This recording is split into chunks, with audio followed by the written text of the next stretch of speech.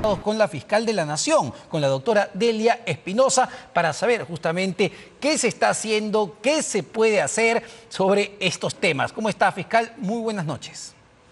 Muy buenas noches, señor Mariluz. Gracias por la oportunidad. No, gracias a usted por estar con nosotros y quería ser muy puntual con algunas preguntas y algunos comentarios que ha hecho el presidente del Consejo de Ministros, que también se encuentra en Trujillo. En principio, él ha dicho que se va a garantizar la seguridad de los fiscales, fiscales que justamente persiguen el delito, fiscales que, al igual que los policías, al igual que los jueces, ponen su vida en riesgo cuando enfrentan a estas organizaciones criminales. En este momento, ¿está garantizada, fiscal de la Nación, la seguridad de sus fiscales? ¿Está garantizada la seguridad de los fiscales en Trujillo con lo que estamos viendo? Señor Mariluz, lo que sucede es que se ha coordinado el día de hoy. Yo he conversado hace aproximadamente media hora con el jefe de seguridad del Estado, el general Delgado, y me ha asegurado de que en las próximas horas se debe estar brindando la seguridad personal, en principio al personal fiscal, que ha sido objeto del amedrentamiento con lo que hay pruebas. Tenemos evidencias claras, irrefutables, que existe respecto de este amedrentamiento directo hacia el personal fiscal. Eso ya lo conoce Seguridad del Estado y confiamos que en las próximas horas deben estarle otorgando el personal de resguardo policial. Ahora, ¿esto se trata de un atentado de mineros ilegales? Es lo que se tiene como una de las primeras hipótesis, como comprenderá. Recién se están recabando todos los elementos, se está haciendo el análisis con apoyo de la policía, nuestros fiscales de turno y también con los fiscales de criminalidad organizada, que son expertos en la materia, para poder llegar a una hipótesis un poco más certera. ¿Por qué se maneja la primera hipótesis de minería ilegal? Por el material explosivo utilizado, que como todos sabemos, y ya no es la primera vez que se tienen este tipo de noticias respecto de estos materiales que obviamente cuando están siendo utilizados como en lo que ha ocurrido en el Ministerio Público, estamos hablando pues de un manejo ilegal de material explosivo. Sí, claro. Pero digamos, dentro del equipo de fiscales, en la sede justamente donde se dejó el explosivo, ¿hay un equipo del Ministerio Público investigando casos de organizaciones criminales sobre el tema minería ilegal? Precisamente, minería ilegal y otra serie de ilícitos, y dos de esos casos son los que está llevando a cabo el personal fiscal que ha sido amenazado directamente, y por esa razón es lo que se tiene estas hipótesis. Como usted comprenderá, no se puede brindar mayores detalles sobre la identidad, pero sí ya se tiene bastante información y próximamente vamos a estar decidiendo la tipificación exacta de estos hechos y obviamente estamos encaminados también, como repito, con el apoyo de la policía del Grupo Greco para los efectos de dar con los autores de este hecho deleznable. Ahora, lo que ha dicho o ha anunciado tanto el Premier como el Ministro del Interior es que la policía y el ejército van a tomar el control de Trujillo. Le pregunto, ¿esto es suficiente?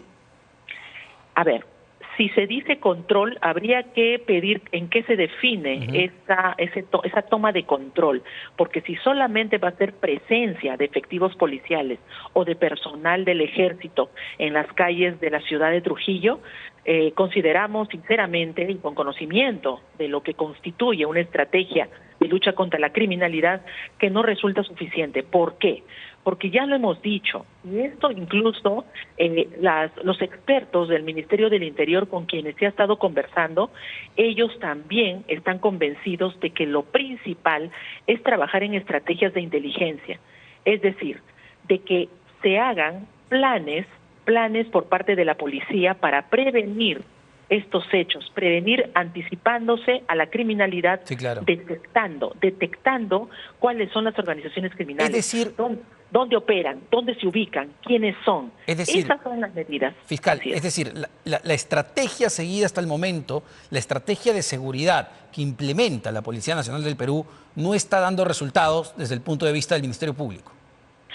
No está dando resultados porque hasta el momento miremos lo que está ocurriendo.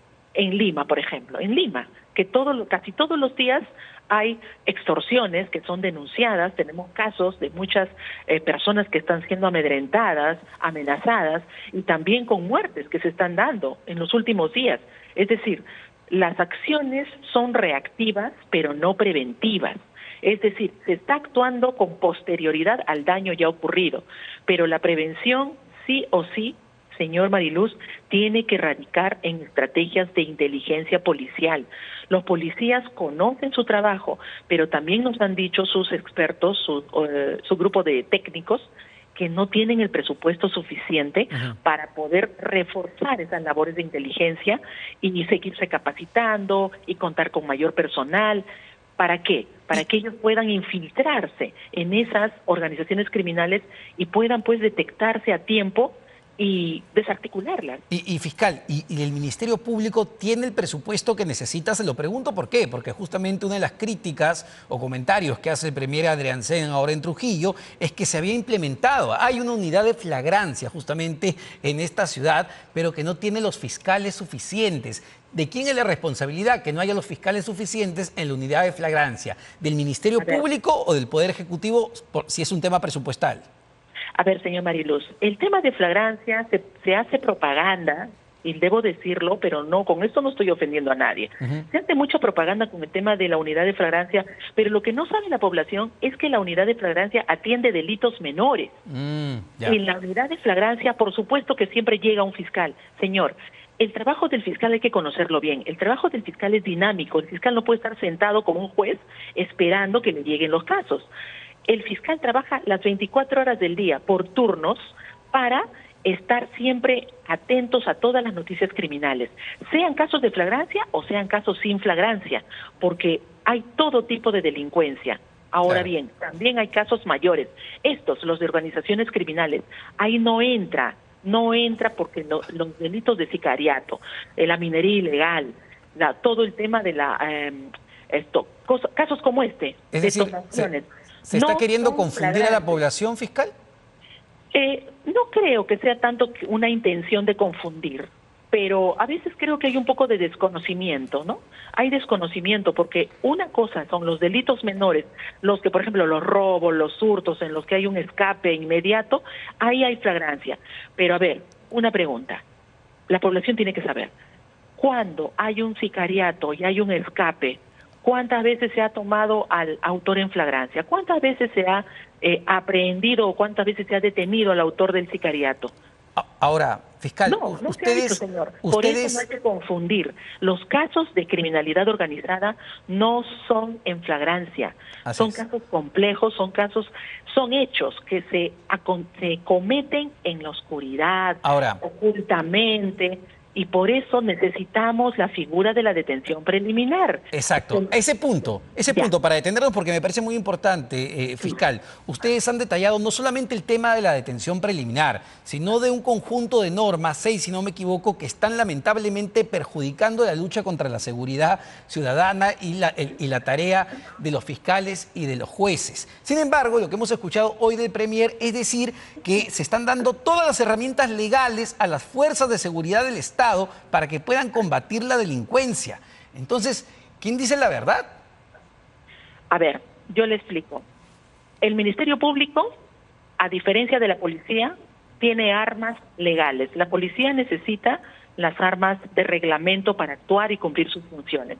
El Ministerio Público necesita las armas legales. Una de esas armas importantísimas que se nos ha privado, se nos ha quitado, es la de la detención preliminar. Y esta detención preliminar, a diferencia de la prisión preventiva, mucha gente no sabe la diferencia. Y hay personas que lamentablemente, funcionarios, se equivocan y confunden las dos figuras. La detención preliminar es exclusivamente en investigación preliminar. ¿Para qué? Para que cuando hay los primeros indicios, los primeros elementos en un hecho y se logra identificar también indiciariamente a un presunto sospechoso, se le puede detener con sus garantías, con un control fiscal, control incluso del Poder Judicial, porque un juez es el que determina la validez y la procedencia de la detención preliminar. ¿Para qué? Para que esta persona detenida se corroboren sus huellas, su identificación, dónde estuvo en el lugar, la fecha y el lugar de los hechos, para que pueda no demostrar su inocencia, sino demostrar dónde realmente estuvo, y a través de los elementos con que contamos podemos llegar a la conclusión de que sí es la persona que estamos buscando, e inmediatamente podemos pasar con esa corroboración a formalizar la denuncia y pedir su prisión preventiva, que es la otra etapa más exigente, más rigurosa por parte de la ley. Pero se confunden ambas figuras. Hoy en día, ¿qué sucede? Y este es el mejor ejemplo, señor Mariluz. Si nosotros logramos ubicar a algún sospechoso que está seriamente comprometido y vinculado con la detonación de la bomba que se dejó en la puerta del Ministerio Público, no se le va a poder detener.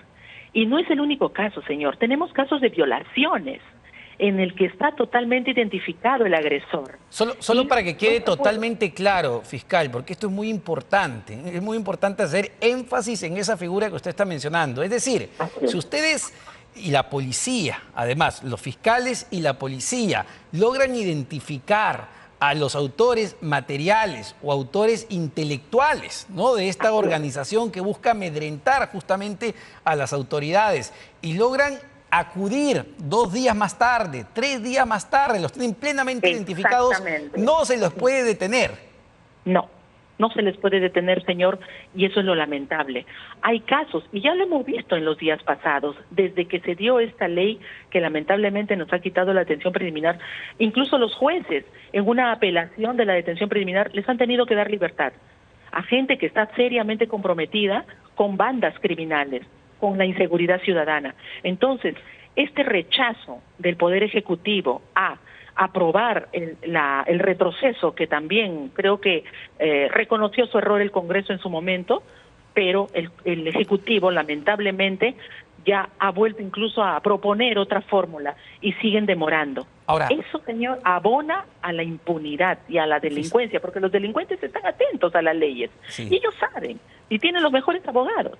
Entonces ellos están seguros de poder seguir delinquiendo. Y no lo decimos solo por lo que le ha pasado al Ministerio Público. Lo hemos venido diciendo cada vez que se han estado dando estas leyes. Fiscal, y lamentablemente no se escucha. Unas preguntas sumamente rápidas, y le invitamos para poder ampliar esta conversación acá en estudio. Sabemos que usted está en Trujillo, evidentemente, atendiendo lo que ha sido este atentado contra el Ministerio Público, contra todo el país. Algunas preguntas muy concretas, porque usted ya en la mañana había dicho que dentro del Ministerio Público están evaluando reabrir la investigación contra Jorge Torres Saravia, que es uno de los principales implicados investigados en esta presunta red de prostitución en el Congreso de la República, pero por la presunta violación, por la denuncia de violación que tuvo por una ex trabajadora, entiendo, cuando era funcionario del gobierno regional de Trujillo. ¿Cuáles serían, digamos, los argumentos para reabrir esta investigación? Y hay que recordar que justamente ayer la víctima denunció ya revelando su identidad en Cuarto Poder y contando todos los detalles lamentables de esta situación. A ver, en principio yo no podría entrar a calificar directamente, porque ese es un caso que tiene sus fiscales competentes. Lo que sí hemos solicitado como autoridad máxima es un informe, y también para que intervenga eventualmente la Autoridad Nacional de Control si el fiscal que archivó el caso lo hizo de mala manera. Si lo hizo vulnerando las leyes, si no recabó los elementos de convicción, las pruebas a tiempo, es decir, si fue negligente. Entonces, eso sería, ¿no? Lo digo en condicional, porque no me corresponde, repito, porque no ser competente, podría incurrir en una inconducta, pero eso ya está siguiendo su derrotero procedimental. Y si se acredita que ha sido mal llevado el caso, por supuesto que podría reabrirse y analizarse y evaluarse, porque lo que no debemos permitir, señor, es la impunidad, y sobre todo que no hayan inconductas en los fiscales. Y solo sobre el mismo caso, ¿cuál es, digamos, la evaluación del Ministerio Público sobre el hecho de que desde el Congreso de la República se emita un tuit en la cuenta oficial del Parlamento donde ya el Congreso dice no, el atentado contra Andrea Vidal, la ex trabajadora del Parlamento que fue asesinada por sicarios, iba en realidad al chofer del vehículo y no a la señorita? Es decir, ¿le corresponde al Congreso llegar a esa evaluación adjuntando documentos que claramente no eran oficiales? No, señor, para nada, porque el único órgano que tiene la exclusividad de poder establecer teorías o hipótesis de imputación o no imputación en virtud de un ilícito que se habría cometido es el Ministerio Público, no el Congreso. El Congreso, por supuesto, que tiene labores investigativas, de fiscalización, pero hasta ahí llegan. Y lo único que pueden hacer es enviar toda la información recopilada para que el titular de la acción penal, que es el Ministerio Público, proceda de acuerdo a sus atribuciones. Es como si nosotros pretendiéramos legislar y eso no podemos hacerlo, fiscal. Solo para que quede claro, fiscal, Sí. los documentos que adjunta la cuenta de X del Parlamento, que son 3, en realidad ninguno de esos es un documento oficial del Ministerio Público. No, porque si proceden del Congreso, lo que tienen que hacer es remitirlo por canal regular, por canal oficial. Además, hay que tener mucho cuidado con las investigaciones que se realizan en el seno del Congreso.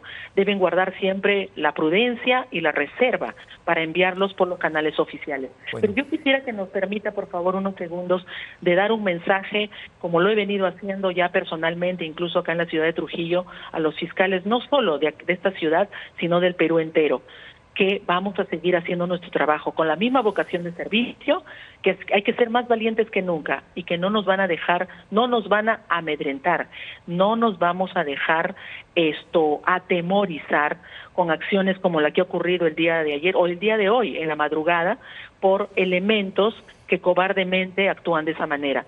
Ya lo han venido haciendo, lo vienen haciendo sobre nuestra población. Por eso pedimos, por favor, que el presupuesto que se nos ha ofrecido no quede solo en promesa. Es más, confiamos de buena fe que se va a cumplir con lo anunciado por el primer ministro Adrián Sen, de que nosotros este fin de semana estamos enviando todos nuestros requerimientos para que puedan, ya dimensionado presupuestalmente, se nos pueda atender y así podamos cumplir con la finalidad para la que está el fiscal. Ministerio Muchísimas Público. gracias por esta entrevista. La volvemos a invitar acá a Estudios para que pueda ampliar justamente en tantos temas que hay por delante de interés nacional. Muchísimas gracias. Muchísimas gracias. Buenas noches, señor Mariluz. La fiscal Delia Espinosa, fiscal de la Nación. I can't see the issue. Yeah, believe me, I need to keep myself in line. But